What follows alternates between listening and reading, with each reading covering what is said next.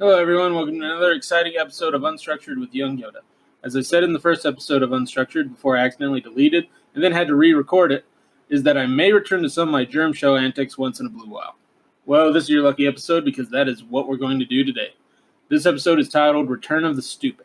So let's not waste any time and get into the stupid news. In our first article, brought to us by Live Science by Brandon Spector and Isabel Whitcomb, 2 teens hospitalized with kidney damage after doing 1,000 squats apiece. Two teenagers in China ended up in the intensive care unit after doing too many squats, ChinaPress.com reported. That's not a euphemism. Squats are not a new designer drug you're unaware of. At least we don't think they are. The 2 teen girls were literally squatting over and over again, 1,000 times apiece, in a contest to see who could flex their glutes the longest. Both girls won, apparently, agreeing to ceasefire after the reps reached quadruple digits. However, about 2 days later, they both lost. One of the girls reported intense soreness in her legs and found she was unable to bend them. When she saw that her urine had turned brown, she had her boyfriend take her to the hospital. The girl was diagnosed with, and I will butcher this word throughout this article, it's in here quite a bit, rhabdomyolysis, which is basically an extreme version of what already happens in the body after physical exertion.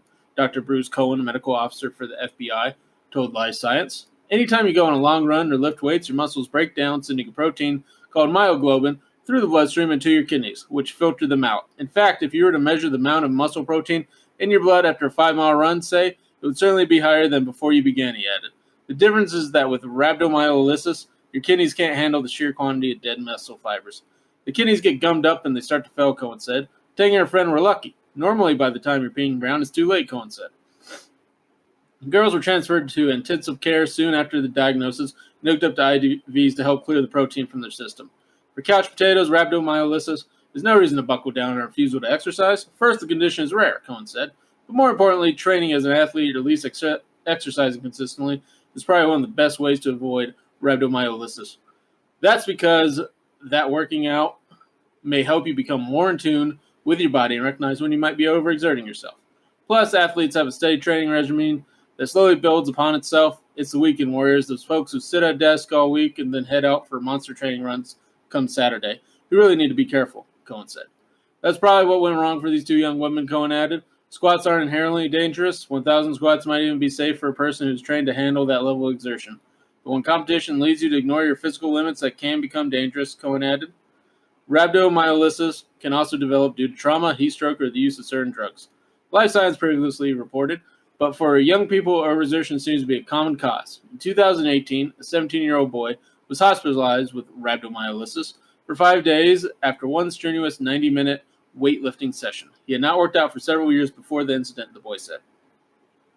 Another teen was diagnosed with in 2015 after completing 2 strenuous football practices in the same day. In the end, the best way to avoid this condition is simple. First, be aware of the potential consequences of overexertion.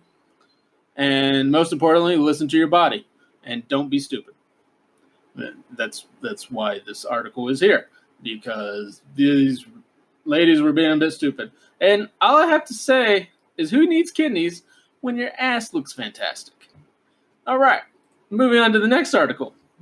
And I will add that this next article comes to us from the Mirror, from Bradley Jolly, great name. And the article is called, now there's a video, and you guys got to go watch this video because it's amazing. Moment white supremacist is engulfed in flames after pouring petrol on synagogue. So you can tell this takes place in the UK because they call it petrol. But anyways, I mean, the video is just freaking amazing.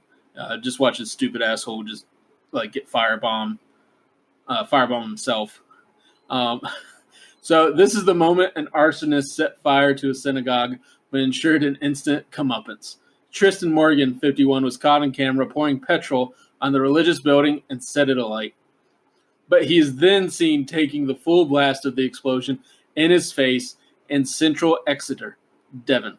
The white supremacist was given an indefinite hospital order at the Old Bailey in London today. He pleaded guilty to arson and 2 charges under the Terrorism Act, Plymouth Live says. The footage played in court shows Morgan splash fuel through a window at Exeter Synagogue, and despite getting engulfed in flames, he calmly walks away.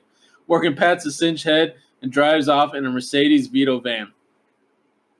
The Old Bailey heard the defendant carried out the anti-Semitic attack on July 21st, 2018, a date that coincided with a Jewish fast day commemorating disasters including the Holocaust. The far-right extremists with deep-rooted anti-Semitic beliefs laughed after he set fire to a historic synagogue, the judge was told. Superintendent Matt Lawler, the local policing commander for Exeter, East and Mid-Devon, said it was sheer chance nobody was worshiping in the building at the time.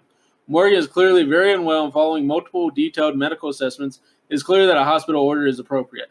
He will be subjected to further assessments and close monitoring for many years to come, he said. The footage, which was played in open court, shows the level of planning, determination, and intent by Morgan, whom the wider evidence clearly showed held abhorrent, extreme right-wing, anti-Semitic, and white supremacist views.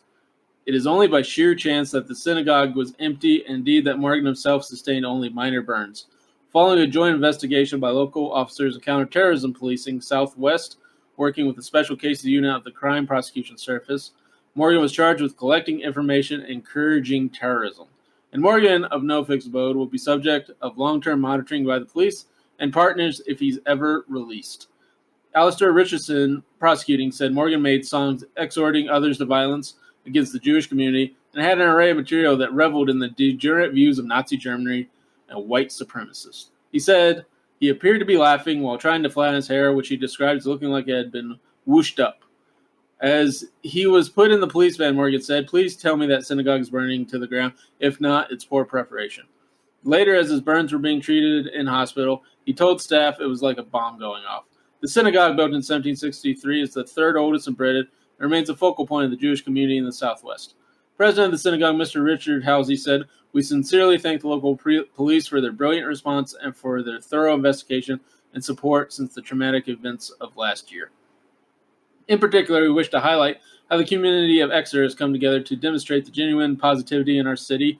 We live in a wonderful place that has demonstrated tolerance and support for each other at times of need, and the whole Jewish community sincerely appreciates the support we have had from all faiths here in Exeter. In October, we were thankfully able to return to our services to the synagogue. In April this year, we celebrated a wonderful rededication service. We are now back in our home, and it is as special as it has always been." So I'm glad to hear that. I'm sorry their church or synagogue was attacked like this by an asshole idiot. And again, if you guys want to see this guy light himself on fire, it's a pretty amazing video. Go to the Mirror or Google Mirror moment white supremacist is engulfed in flames after pouring petrol on synagogue. I implore you to go watch this. It is hilarious. And I just think this is just proof that being a fucking asshole will get karma to light your face on fucking fire. And with that, we go on to the next article, which is Indiana. It comes to us from Fox News, Bradford Betts. Indiana mom allegedly left child in hot car during interview with Department of Child Services. An Indiana mom was arrested Tuesday for allegedly leaving her toddler in a hot car during a Department of Child Services interview with her newborn, according to a report. Jennifer K. Aust, 27, arrived with her newborn to an appointment with the DCS at Community Pediatrics in Anderson, about 45 miles northeast of Indianapolis, Fox 59 reported. According to court documents, she gave birth to her son 4 days earlier and signed him out of the hospital against medical advice. Police said the appointment was scheduled at 2:30 p.m., but Aust arrived at 2:40 p.m. After a physician examined her baby, she became belligerent and started cursing at the DCS employee during the interview, court documents said. The hospital received a phone call around 4:30 p.m. regarding a small child in the parking lot, Fox 59 reported. A police officer found a young boy in the car watching the movie on cell phones. It was reportedly 86 degrees outside. Police said all of the car windows were closed and the child was sweating profusely. The officer brought the boy inside, court documents said. Police determined the car belonged to Aust after running the license plate, Fox 59 reported. Aust allegedly told authorities that her toddler did not want to come to the appointment with her, so she left him in the car. Aust was arrested and charged with neglect of a dependent. Both their children were taken into DCS care, Fox 59 reported. And, of course, DCS care was right there. And, I can't make this shit up. If you're already meeting with the Department of Child Services, do not give them more reasons to take your children away. And, she could have very easily killed her child. So, hopefully they have a better guardian now than they had with their mother. And she gets a little bit of time to think on how not to be a complete jackass. But now we go to Florida, of course. And, of course, it's in Florida. And this comes to us from the Orlando Sentinel from Tiffany Thiessen. Not that Tiffany Thiessen, but, 5 guys arrested after fist fight at Five Guys. There were no reports of milkshakes bringing any boys to the yard. Really? But a fracas out of Florida Five Guys did bring cops to the restaurant, and 5 guys were arrested.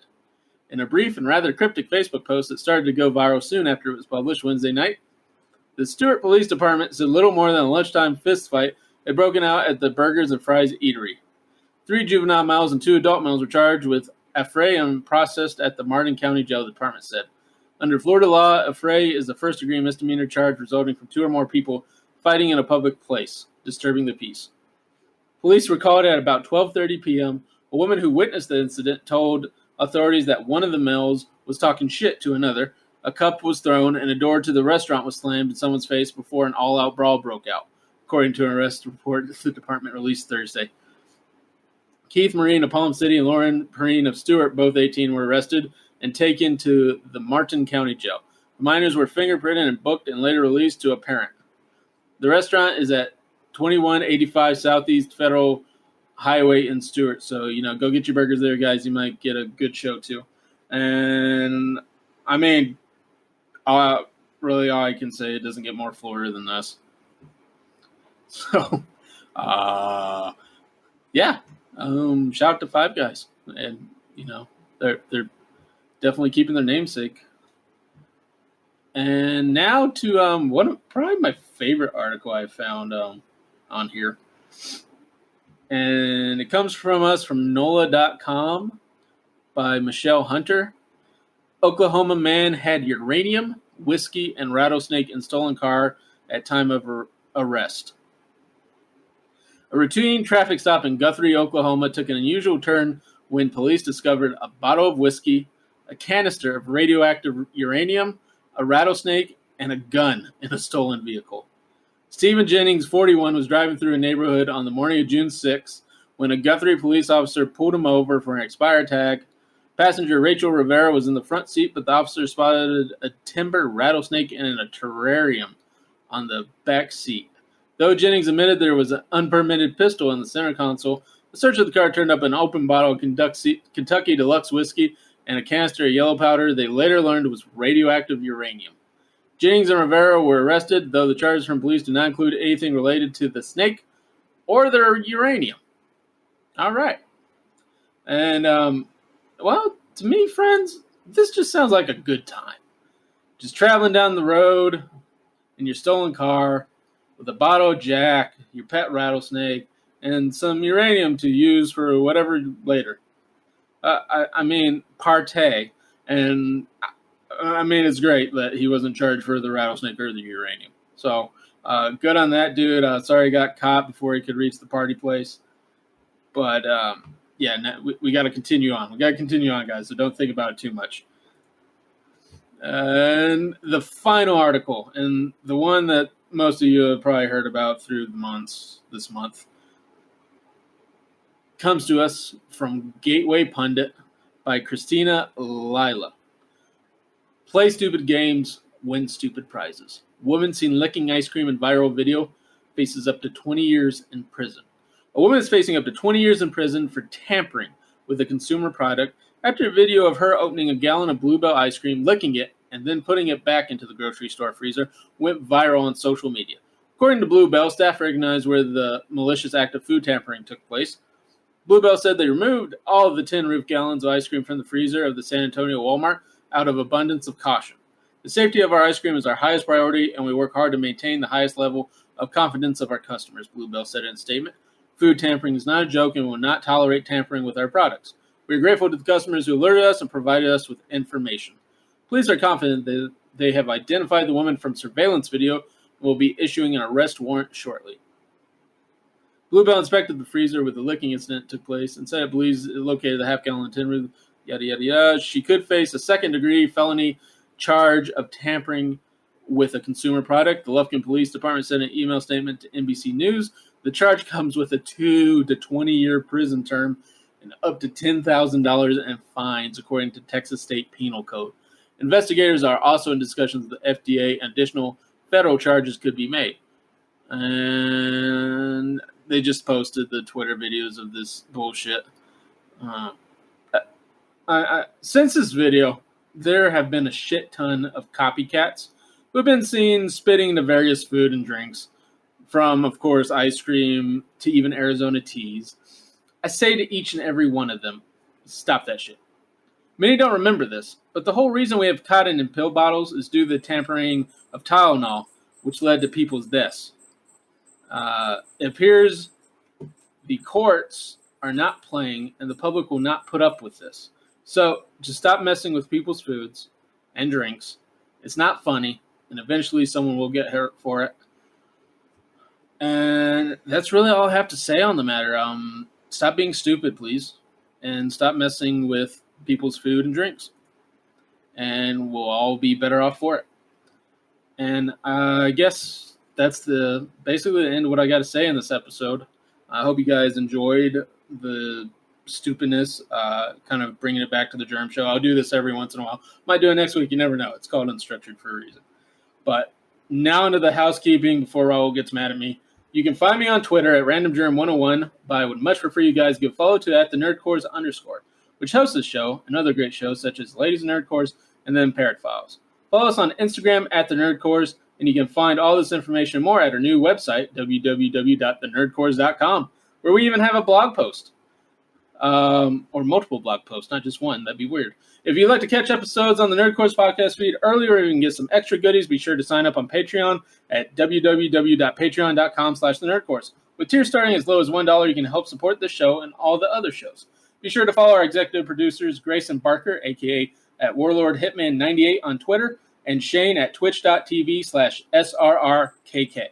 Or follow his Twitter at SRRKKTwitch. If you'd like to hear more from me, you can find me on the Nerdcores and the Game Recorders as co-hosts throughout the week. I will now say thank you all for listening. I hope to hear from you again next week. Contact me on Twitter if you guys think I should talk about something, or if you have some stupid news for me to talk about. Again, this is Unstructured, so it's open, and I get to do whatever I want, really. So thank you all, and I guess YoungYoda out.